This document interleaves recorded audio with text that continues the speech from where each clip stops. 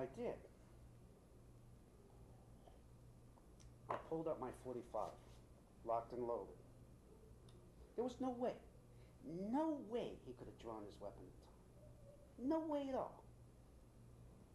And remember when I told you about how easy it is to kill? No, I didn't kill him, but I wanted to. I flipped the safety off, and all I had to do was pull the trigger. Now that's a pretty scary thing. I didn't. What I wanted to do, you see, I wanted to teach that racist honky motherfucker a little lesson. That if he really wanted to get on my case, he had better pay the price for it. I wanted him to know what it felt like to be on the receiving end. He started to sweat. Beginning there was, or people who don't know me, or know of me, people used to call me dink, gook, slopehead, zipperhead, and stuff like that. Especially when I first got there, like I said, or the people who rotate in didn't know me. But when they heard of me, nobody fucked with me. That's the old saying, nobody fucked with you.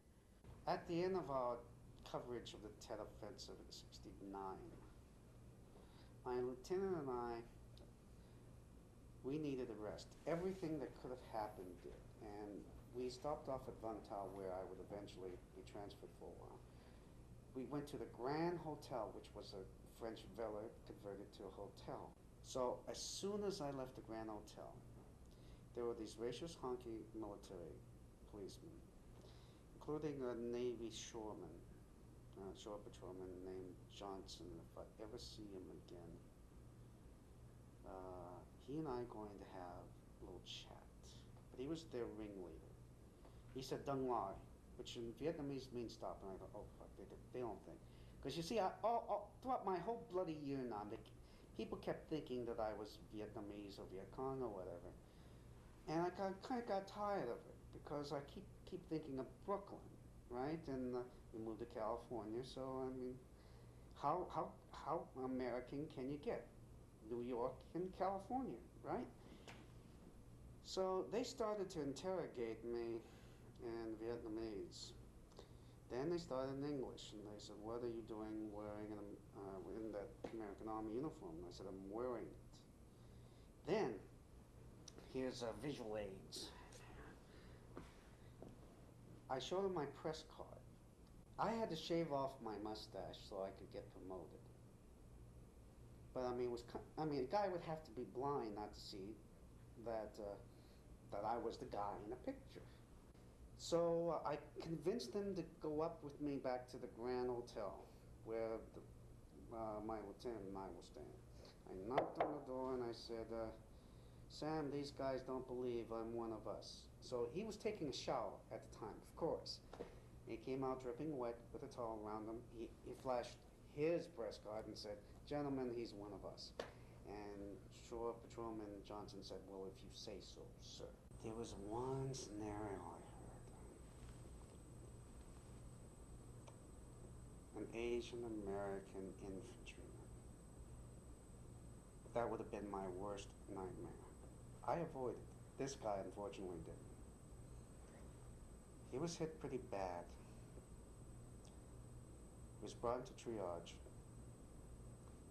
There were a lot of guys there, as usual. In triage, the doctors and nurses, primarily nurses first of all, would check and see, sort out who gets to be treated first and so on, then the doctors come in. But here was this guy. He was hit pretty bad, but he had his M16 next Chinese American? Yeah. He had his M16 next to him. And even though he was in pretty bad shape, he was with it enough to hear this racist honky surgeon say, we're going to treat the Americans first. Now this guy is an American. He happens to be an Asian American, but an American soldier nonetheless. He flipped up his M16, riddled off a few shots, and the surgeon said, "Gee, I think we'll treat you first." That's what I mean by a show of strength. So he got their attention. He got their attention real fast. One day he went to war, and down there see him anymore. My love and I, we sat beneath this very tree and pledged our love. But then one day he died in war, and down there see him anymore.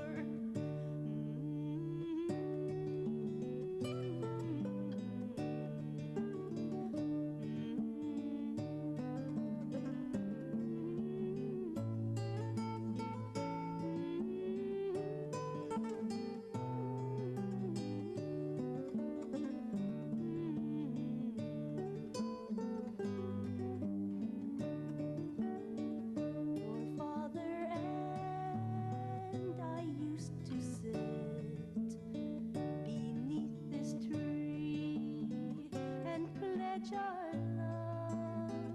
But then one day he died in war, and down there see him anymore.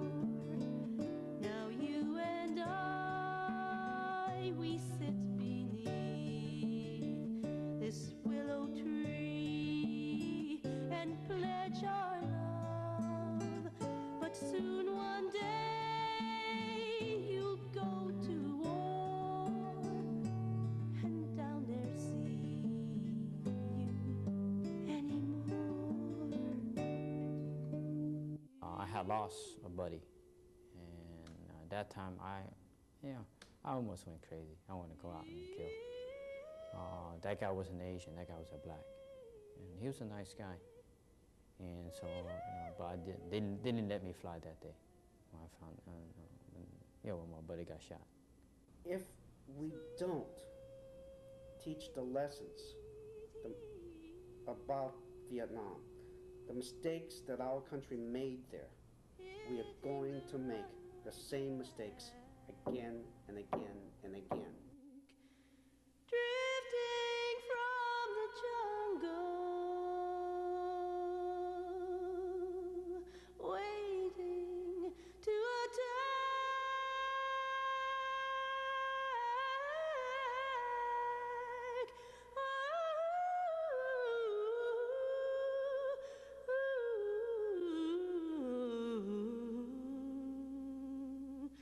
Sweet heat on my hands, on my clothes. I can smell it everywhere. It falls